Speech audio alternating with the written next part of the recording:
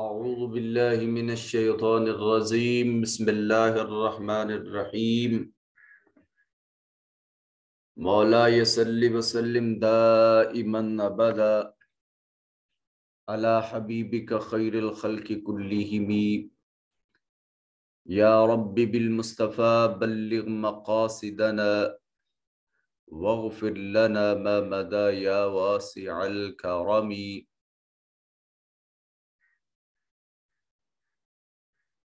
اللهم صل على سيدنا ومولانا محمد النبي الأمي وعلى آله وصحبه وبارك وسلم عليه.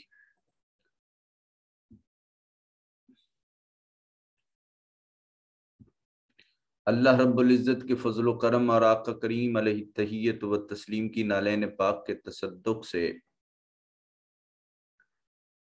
قرآن فہمی کا یہ عظیم الشان پروگرام اور سلسلہ عرفان القرآن کورس کی صورت میں جاری و ساری ہے، جس میں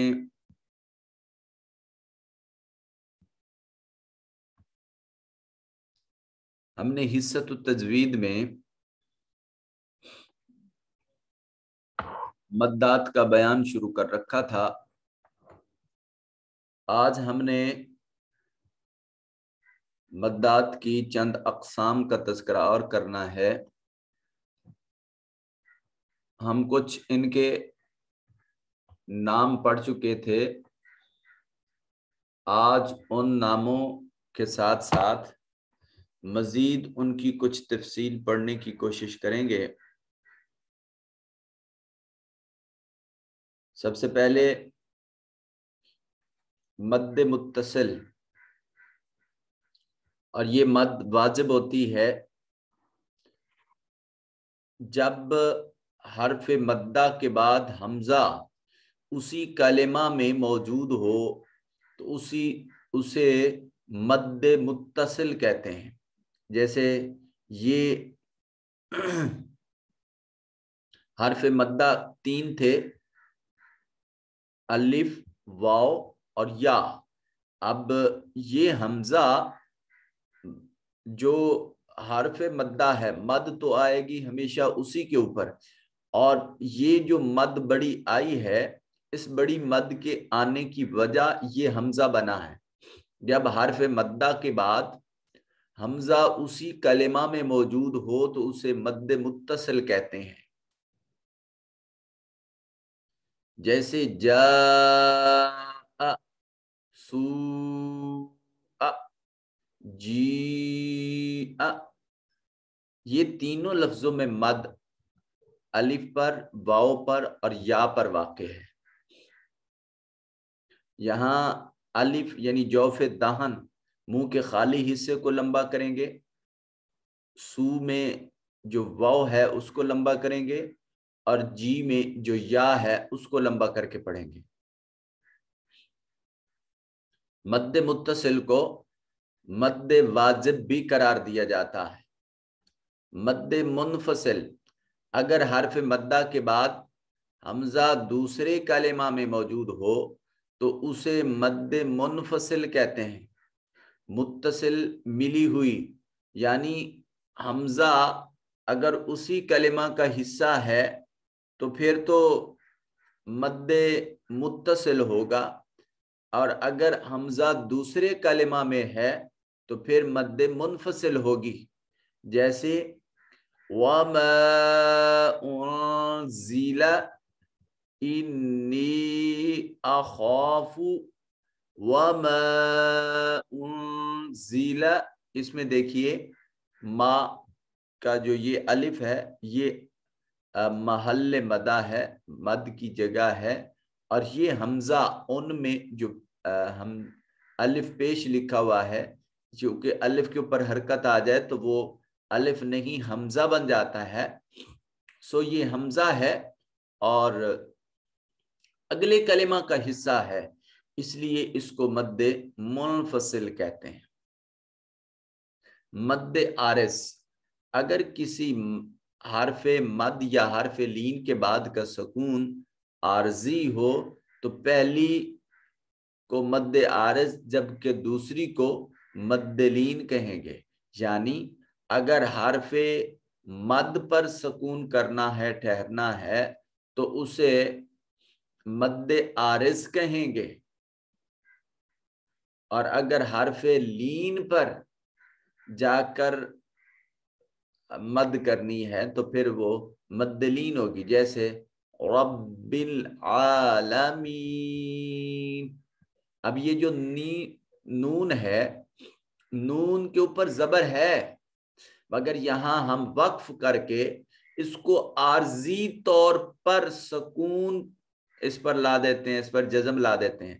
اور اس سے پہلے یا ساکن ما قبل مقصور، یہ حرف مدہ ہے، یہ حرف مدہ ہے، تو اس کو نون کا سکون عارضی، اور اس حرف مدہ ہونے کی وجہ سے اس پہلی مد کو مد عارض کہا جائے گا. اس مد کو کیا کہا جائے گا؟ مد عارض. اور خوف، سورت آپ خوف پڑھتے ہو، خوف فا کے اوپر حرکت ہے، مگر وقف کی صورت میں آپ خوف پڑھتے ہو، اور اس سے پہلے واو ساکن ما قبل مفتوح، واو لین ہے. تو یہاں یہ جو آپ عارضی طور پر سکون دے رہے ہیں، عارضی طور پر ٹھہر رہے ہیں، اس کو مد لین کہا جائے گا. اس کو مد لین کہتے ہیں. مد لازم کسے کہتے ہیں؟ اگر کسی کلمہ میں حرف مد کے بعد ایک ایسا حرف ساکن ہو جس کا سکون اصلی ہو، یعنی وقف کے باعث پیدا نہ ہوا ہو، تو ایسے حرف مدہ کو مد لازم سے پڑھتے ہیں. جیسے آنا، حرف مدہ کے بعد اگر مشدد حرف ہو تو اسے بھی مد لازم کہتے ہیں. جیسے حاج، اس مد لازم کی مقدار 3 الف کے برابر ہوتی ہے. اب یہ دیکھیے آنا، حرف مدہ کے بعد ایسا ساکن حرف جس کا سکون اصلی ہو. یہ جو آل ہے نا، یہ اصل میں 2 حمزے تھے. اصل میں کیا تھا؟ 2 حمزے تھے. پہلا حمزہ متحرک تھا، دوسرا ساکن تھا، اور اس کے بعد جو لام ہے یہ ویسے ساکن تھا. تو اس لام کو ہم نے وقف کی وجہ سے ساکن نہیں کیا تھا، بلکہ یہ ساکن خود سے تھا، ہم نے نہیں کیا، یہ اس کا سکون اصلی تھا. اس لیے اس مد کو مد لازم کر کے پڑھیں گے. اب اسی طرح یہ دیکھیں حاج، یہ جو جیم ہے یہ دراصل 2 حرف جیم کے تھے. پہلا حرف ساکن، دوسرا متحرک تھا، تو دونوں کو آپس میں ملا کر جیم کے اوپر شد لکھ دی، حاج ہو گیا. تو محل مد کے بعد جو حرف تھا جیم، پہلا ساکن تھا اور اس کا سکون اصلی تھا، اس لیے اس کو مد لازم کہیں گے. اس کو مد لازم کہا جاتا ہے. مد لازم کی 4 اقسام ہیں. مد لازم کی کتنی اقسام ہیں؟ 4. مد لازم کلمی مخفف، مد لازم کلمی مثقل، مد لازم حرفی مخفف، مد لازم حرفی مثقل. ایک بار کلمہ سے کلمی کہہ دینا ہے، ایک بار حرفوں سے حرفی کہہ دینا ہے. ایک بار مخفف، ایک بار مثقل. کلمے کے ساتھ مخفف، کلمے کے ساتھ مثقل، حرف کے ساتھ مخفف اور حرف کے ساتھ مثقل. یہ نام آپ کو یاد کرنے ہیں. چلتے ہیں آج کے حصت حدیث کی طرف. تاجدار کائنات صلی اللہ علیہ وآلہ وسلم کے صحابی حضرت سیدنا عبداللہ ابن عمر رضی اللہ تعالی عنہ ارشاد فرماتے ہیں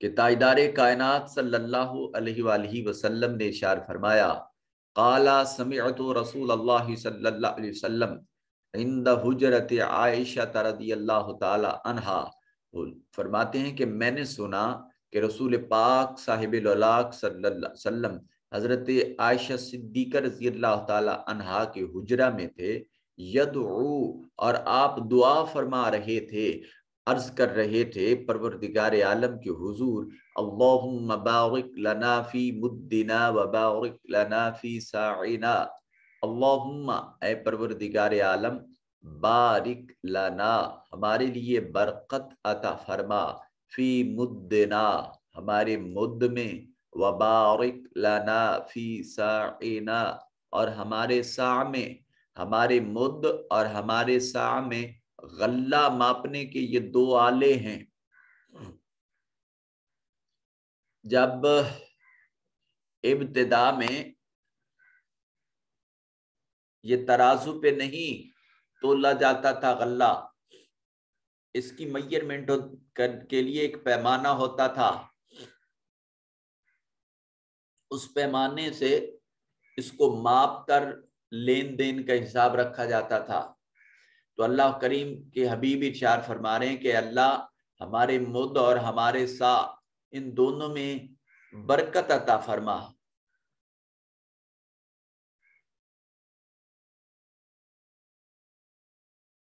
وبارک لنا فی شامنا،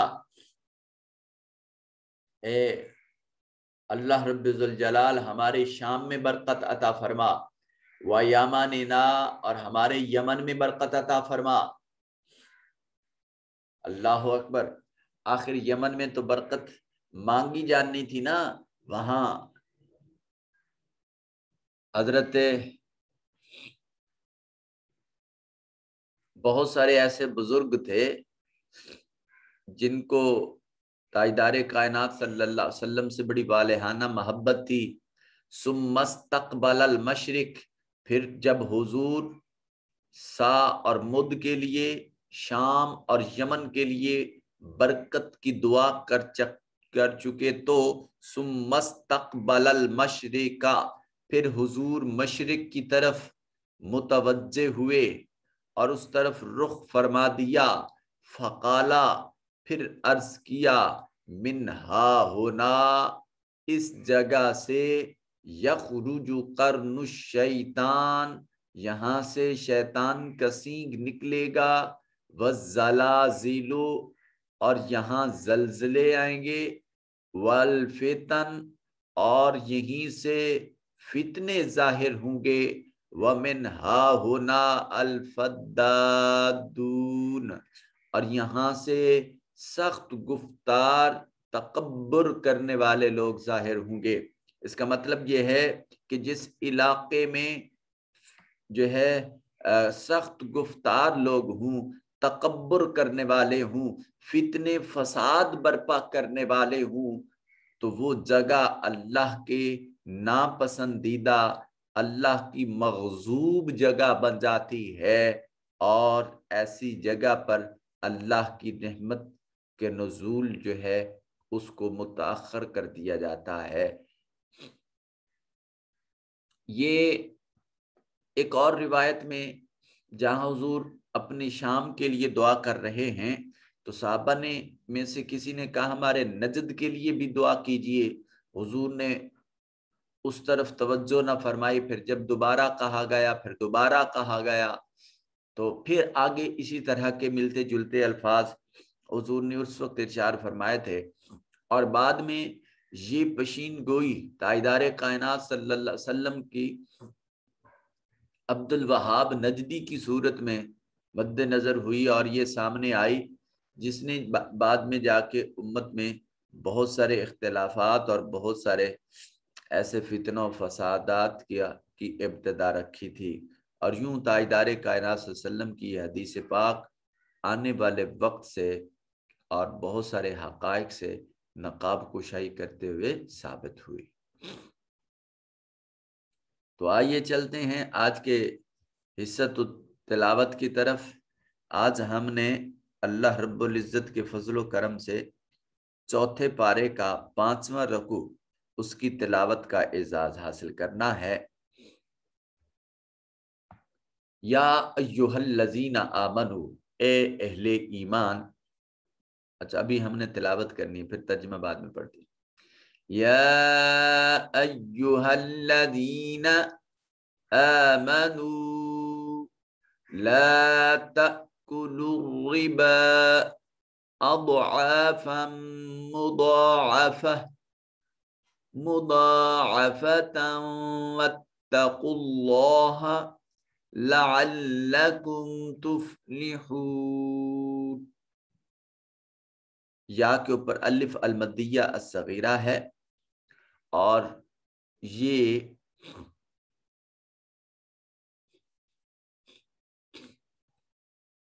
ایھا الذین، یہ جو ہا کے بعد الف ہے یہ مدہ نہیں بن رہی، ہا کو براہ راست لام سے ملایا جا رہا ہے۔ یا ساکن ما قبل مقصور یا مدہ ہے، آمنو میں الف کے اوپر حمزہ کے اوپر الف المدیہ صغیرہ ہے، نو میں واو ساکن ما قبل مضموم واو مدہ ہے، لا تأکلوا الربا الف خالی حرکت ما قبل مفتوح الف مدہ ہے، اور یہاں یہ حمزہ ہے جس کو جھٹکے سے ادا کریں گے۔ الربا با کے اوپر جو ہے الف المدیہ الصغیرہ ہے، اضعاف ضاد جو ہے یہ مخفم پڑھا جائے گا، موٹا اور پر کر کے صفت استعلاء کی وجہ سے۔ اضعافا مضاعفہ، فا کے اوپر تنوین ہے اور اس کے بعد حروف یربلون میں سے میم ہے، تو اس فا کی تنوین کو اس میم سے ملائیں گے تو نون ساکن یا نون تنوین کے بعد حروف یرملون میں سے جب میم آ جائے تو ادغام بالغنہ ہوتا ہے، مضاعفہ ضاد صفت استعلاء پڑھی جائے گی، تاوتا یہاں پھر اسی طرح ادغام بالغنہ ہوگا، حروف یرملون کا قانون لگے گا۔ اللہ اس میں جلالت کے ما قبل مضموم ہونے کی وجہ سے اس میں جلالت کے لام کو موٹا اور پر کر کے پڑھا جائے گا۔ تفلحون میں واو ساکن ما قبل مضموم ہے، واو مدہ ہے، اور تفلحون میں جو نون ساکن ہونے کی وجہ سے یہاں مد پڑھی جا رہی ہوگی، تو یہ مد کون سی ہوگی؟ مد لازم۔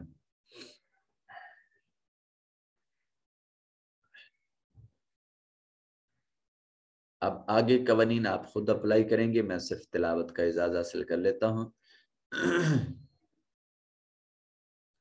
وَاتَّقُوا النَّارَ الَّتِي أُعِدَّتْ لِلْكَافِرِينَ وَأَطِيعُوا اللَّهَ وَالرَّسُولَ لَعَلَّكُمْ تُرْحَمُونَ وَسَارِعُوا إِلَى مَغْفِرَةٍ مِّن رَّبِّكُمْ وَجَنَّةٍ عَرْضُهَا السَّمَاوَاتُ وَالْأَرْضُ أُعِدَّتْ لِلْمُتَّقِينَ الَّذِينَ يُنفِقُونَ فِي السَّرَّاءِ وَالضَّرَّاءِ وَالْكَاظِمِينَ الْغَيْظَ وَالْعَافِينَ عَنِ النَّاسِ وَاللَّهُ يُحِبُّ الْمُحْسِنِينَ وَالَّذِينَ إِذَا فَعَلُوا فَاحِشَةً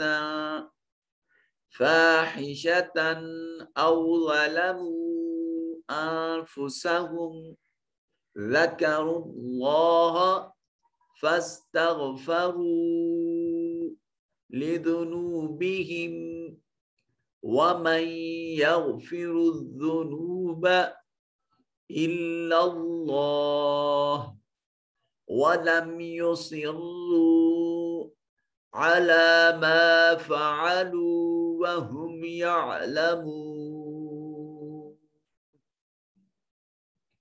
أولئك جزاؤهم مغفرة من ربهم وجنات تجري من تحتها الأنهار خالدين فيها ونعم أجر العاملين.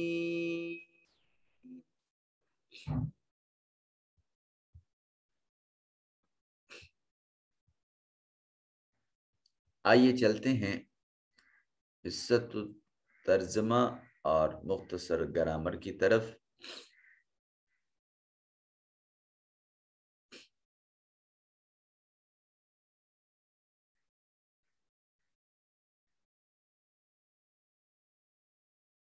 یا ایھا الذین، یا حرف ندا ہے، مخاطب کیا جا رہا ہے. ایھا الذین، اے وہ لوگو جو. الذین اسم موصول جمع مذکر، آمنو فعل ماضی جمع مذکر غائب، آمنا آمنا آمنو تیسرا صیغہ. لا تأکلوا، تم نہ کھاؤ، فعل نہیں، الربا سود، اے اہل ایمان تم ربا نہ کھاؤ. اضعافا مضاعفہ، دگنا اور چوگنا کر کے تم سود نہ کھاؤ. واتقوا اللہ، اور اللہ سے ڈرو. لعلکم تفلحون، شاید کہ تم فلاح پا جاؤ. یہاں فلاح کے لیے دو صورتیں بتائی گئیں. ایک تو اپنے معاشی نظام کی بہتری کے لیے تم نے سود سے پرہیز کرنا ہے اور اپنے قلب میں مال کی محبت کو جاگزی نہیں کرنا. سود بھی دراصل مال کو دگنا کرنے اور مال سے محبت رکھنے کا ایک طریقہ کار ہے. سود کا مفصل بیان ہم سورہ البقرہ میں پڑھ چکے تھے. یہاں اس کی ممانعت کو دہرایا گیا ہے. واتقوا النار التی، واتقوا اور تم ڈرو، فعل امر ہے، النار آگ سے، التی ایسی آگ جو اعدت تیار کر دی گئی ہے، للکافرین کافروں کے لیے. اور اس آگ سے ڈرا کرو جو کافروں کے لیے، منکرین کے لیے تیار کر دی گئی ہے. تو اس کا مطلب یہ ہوا کہ جو آگ ہے، جو دوزخ، بڑی مان افروز بات کرنے جا رہا ہو، دوزخ اور آگ فقط کافروں کے لیے ہے. قرآن مجید کہہ رہا ہے واتقوا النار التی، اور ڈرو ایسی آگ سے جو آگ کافروں کے لیے تیار کر دی گئی ہے. صاحب ایمان شخص اپنے اعمال کی کمی کی وجہ سے اللہ کے اس سرزنش کا مستحق ہو کر، وہ سرزنش لے کر بالآخر وہ تاجدار کائنات صلی اللہ علیہ وسلم کی شفاعت سے جنت میں لازمی جائے گا. حضور نے فرمایا جس شخص کے دل میں رائی کے دانے کے برابر بھی ایمان ہوگا اسے بھی خدا جنت الفردوس عطا فرمائے گا. اور مجھے وہ حدیث پاک کا مفہوم یاد آ رہا کہ تاجدار کائنات صلی اللہ علیہ وسلم جب بروز قیامت اللہ کے حضور سر نیاز عاجزی سے جھکا دیں گے، پروردگار عالم کی جانب سے ارشاد فرمایا جائے گا ارفعوا رأسک یا محمد صلی اللہ علیہ وسلم سل تؤتہ، اے مصطفیٰ آج کا دن تو تمہیں مقام محمود عطا کرنے کا دن ہے. آج قیامت کا دن تو تیری شان و وقار اور منزلت و قدرت کو تیرے روز اول سے روز آخر تک سبھی لوگوں کے سامنے تیری شان محبوبی کا اظہار کیا جانا ہے. آج کے دن سر نیاز عاجزی سے جھکا رہے، اپنا سر انور اٹھائیے، جو اللہ سے مانگیں گے اللہ وہی عطا فرمائے گا. اے مصطفیٰ آپ جس کی شفاعت کریں گے اللہ کریم اسی کی بخشش و مغفرت فرما دیں گے۔ فرماتے ہیں حدیث پاک کا بڑی طویل حدیث پاک ہے، حضور فرماتے ہیں کہ بس میں سر نیاز جھکاتا رہوں گا، اللہ میری امت کی بخشش فرماتا رہے گا، یہاں تک کہ دروغ جہنم وہ حضور کی بارگاہ میں آ کر دو زانو ہو کر بیٹھ کر عرض کرے گا، اے اللہ کے حبیب اب تو اس سجدہ عجز و نیاز کو ترک کر دیجئے، آپ کی امت کا کوئی ایک فرد بھی دوزخ میں جلنے کے لیے باقی نہیں بچا ہے، اللہ نے آپ کی شفاعت سے سب کی بخشش و مغفرت فرما دی ہے۔ اللہم ربنا فقنا عذاب النار بحرمت نبی مختار و بحرمت آل النبی صلی اللہ علیہ وآلہ وصحبہ وبارک وسلم علیہ واتقوا النار التی، اور ڈرو ایسی آگ سے اعدت للکافرین جو کافروں کے لیے تیار کر رکھی ہے۔ اپنے دل کو انکار سے بچا لیجئے، اپنے دل کو اللہ کی محبت کے لیے بوجھزن کر لیجئے، اپنے دل کو اللہ کے حضور سر تسلیم خم کرنے کے لیے تیار کر لیجئے۔ جو دل اللہ کے حضور جھک جاتا ہے پھر بتقاضۂ بشریت کہیں اعمال میں نقص رہ جاتا ہے، اعمال میں کمی رہ جاتی ہے، تو پھر اللہ خود فرماتا ہے لا تقنطوا من رحمت اللہ، اللہ کی رحمت سے نا امید نہ ہوئیے، اللہ کی رحمت سے امید لگائے رکھیے۔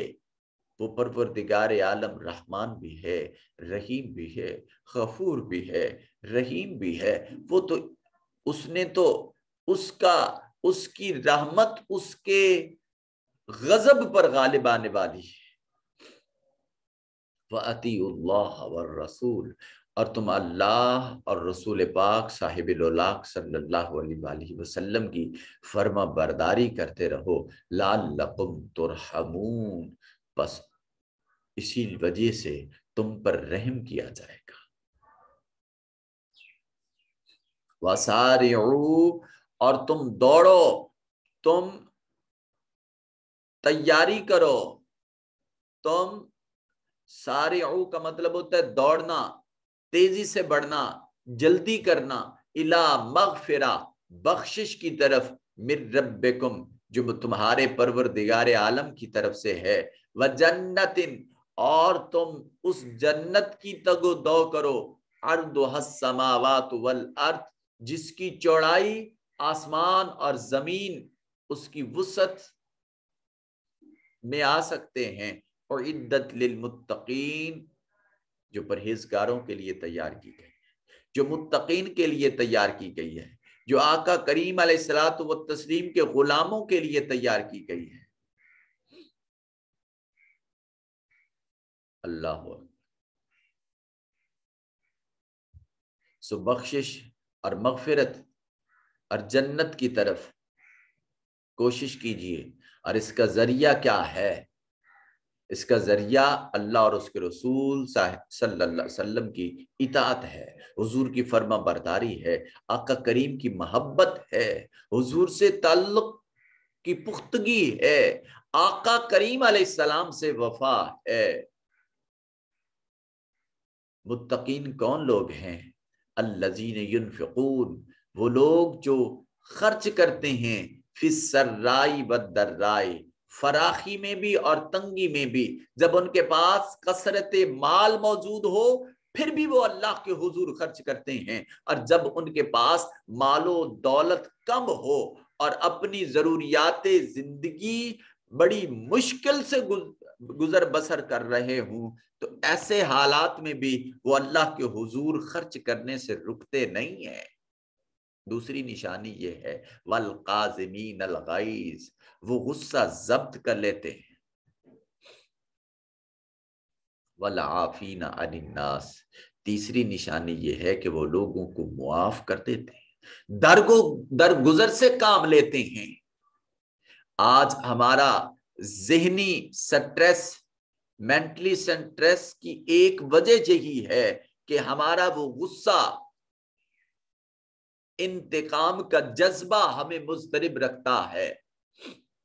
آپ کی نفسیات نے یہ بات ثابت کر دی ہے، ماہرین نفسیات کا کہنا یہ ہے کہ جب آپ کے ذہن میں خود کو کسی بڑے سے انالیسس کر رہے ہوں اور اپنے آپ کو ڈی موٹیویٹ کر رہے ہوں تو وہ اس سے آگے بڑھنے کا ایک جو آپ کے ذہن کو بار بار اضطراب رہتا ہے وہ مینٹلی سٹریس کا باعث بنتا ہے۔ اور سیکنڈلی یہ کہ جب آپ کسی سے انتقام لیتے ہیں، غصے میں آ جاتے ہیں، تو آپ کا مینٹلی سٹریس کا لیول اپ ہو جاتا ہے، جس سے آپ مضطرب رہتے ہیں، بے چین رہتے ہیں، زندگی کا سکون کھو جاتا ہے۔ اب دیکھیے اسلام کتنا عظیم دین ہے، یہ سبھی حقائق سائنسز آج 1400 صدیاں گزر جانے کے بعد، ریسرچز کرنے کے بعد اس مقام پر پہنچ رہی ہیں، جبکہ اسلام اپنے فالوور کو آج سے صدیوں قبل ان سارے حقائق سے وہ نقاب کشائی کر رہا ہے۔ والقاظمین الغیظ، اور تم غصے کو ضبط کرنے والے ہو جاؤ۔ کیسے غصہ ضبط ہوگا؟ غصہ زیادہ آئے کثرت سے پڑھیے اعوذ باللہ من الشیطان الرجیم۔ غصہ زیادہ آئے پانی کا گھونٹ پی لیجئے۔ غصہ زیادہ آئے کھڑے ہیں تو بیٹھ جائیے، بیٹھے ہیں تو لیٹ جائیے یا کھڑے ہو جائیے، اپنی فزیکلی کنڈیشن کو چینج کر لیجئے۔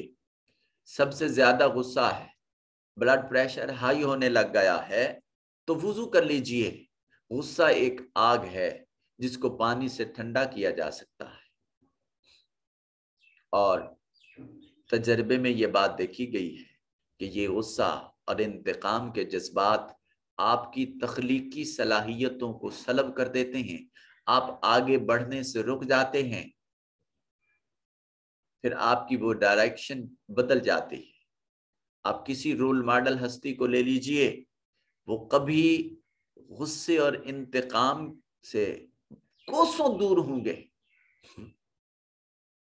حضرت عمر بن عبدالعزیز رضی اللہ تعالیٰ عنہ رات کو مسجد میں تشریف لائے، اندھیرے کی وجہ سے کوئی شخص سویا پڑا تھا تو گزرتے وقت پاؤں سے لگ گیا، وہ شخص جانتا نہیں تھا کہ یہ خلیفہ وقت ہیں، وہ جھلا کر بولا کیا آپ پاگل ہیں؟ آپ نے فرمایا نہیں، بڑے نارمل انداز میں۔ تو آپ کے ساتھ کچھ سیکیورٹی کے لیے افراد موجود تھے، انہوں نے اس شخص کو گستاخی کی سزا دینا چاہی۔ آپ نے فرمایا کس بات کی سزا دیتے ہیں؟